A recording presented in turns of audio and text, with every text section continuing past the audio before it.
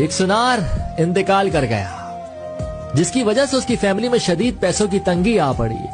तो सुनार की बीवी ने अपने बच्चे को नीलम का हार देते हुए कहा कि इसे अपने चाचा की दुकान पर ले जाओ और कहना कि इसे बेचकर कुछ पैसे दे दें। बच्चा चाचा की दुकान पर गया और बोला, ये माँ ने दिया है, इसे बेचकर कुछ पैसे दे दें। चाचा सुनार कुछ देर खामोश रहे और हार को देखते रहे।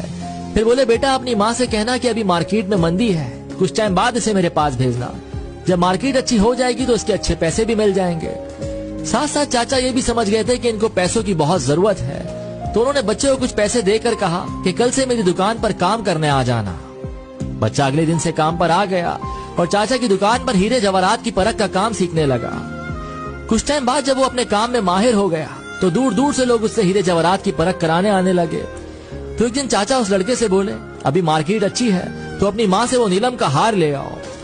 लड़का घर गया और अपनी माँ से नीलम का हार मांगा कि चाचा मांग रहे हैं। माँ हार लाई तो लड़का उसे देखकर चौंक गया और बोला, माँ ये तो नकली है, और हार वहीं छोड़कर वापस चाचा के पास आ गया। चाचा ने पूछा, हार नहीं लाए?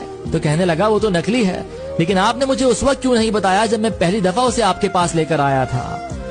तो चाचा बोले, अगर मैं उस वक्त तुम्हें ये बात बता देता कि वो हार नकली है तो तुम और तुम्हारी माँ को लगता कि आज हम पर बुरा वक्त आ गया है, तो सगा चाचा भी हार को नकली बताकर हमसे मुनाफा कमाना चाहता है। लेकिन आज तुम इस लायक हो गए हो कि तुमने फौरन उसे परख लिया कि वो हार नकली है। अक्सर हम गलत फहमियों का शिकार होकर अपने ही करीबी रिश्तों से दूरी बना लेते हैं या उन्हें खो बैठते हैं। तो अगर आपको इस सब से बचना है तो हर बार हमेशा सच्चाई को ही परखना है।